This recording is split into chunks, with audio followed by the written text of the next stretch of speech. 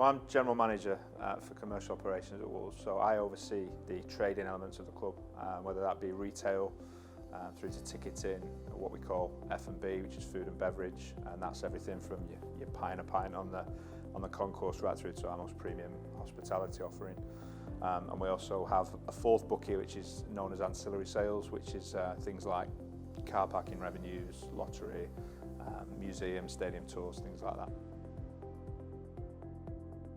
I've always worked in the sports industry. My initial roles were in product and buying and sourcing. More latterly, worked in a more commercial, strategically focused role.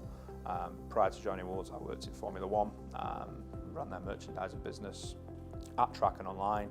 They operate in a very successful way, and it's great to take some of those learnings and bring them here to Wolves.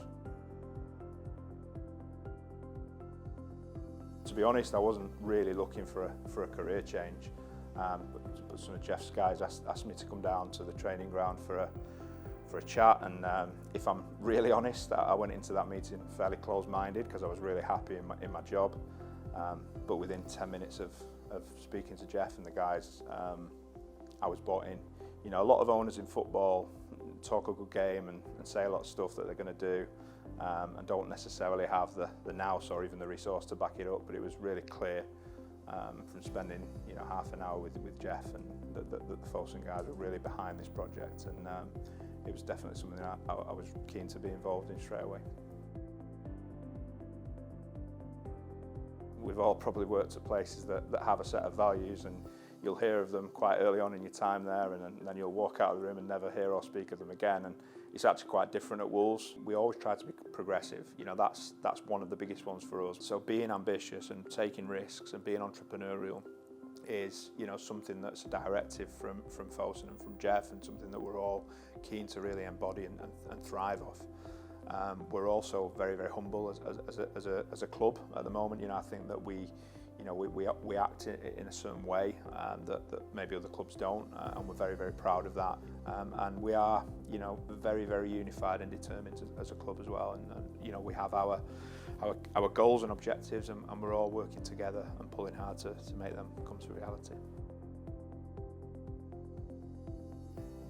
The gap on the pitch between ourselves and those really big clubs is actually quite small.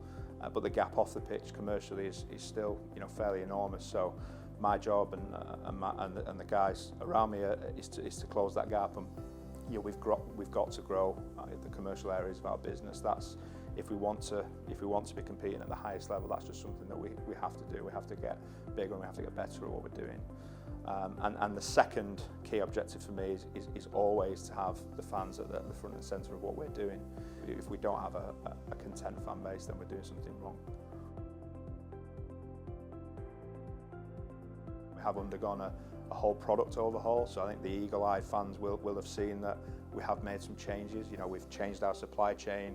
We're now buying product directly from the Far East, which means we get much more control over that product. Our products and services historically have been fairly middle of the road, whereas what we really want to do is we want to offer a premium experience in everything that we do, but we also want to be accessible and have sort of entry-level products in all of our areas as well. So that product overhaul has probably been the proudest achievement to date, but as I say, it's not a finished job. It's a journey that we continue to be on and continue to look to make improvements in. I can fly planes, so I have a pilot's license.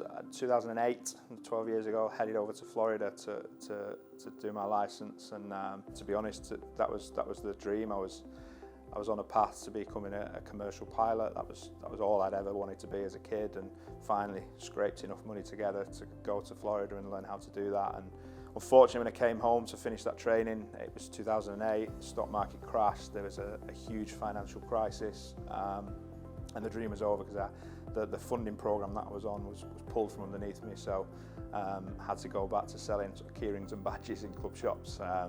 Everything happens for a reason. I think that is very, very true in this case. I look back and no regrets about everything that's panned out, and loving what I'm doing, and hopefully it can bring a lot more to the role.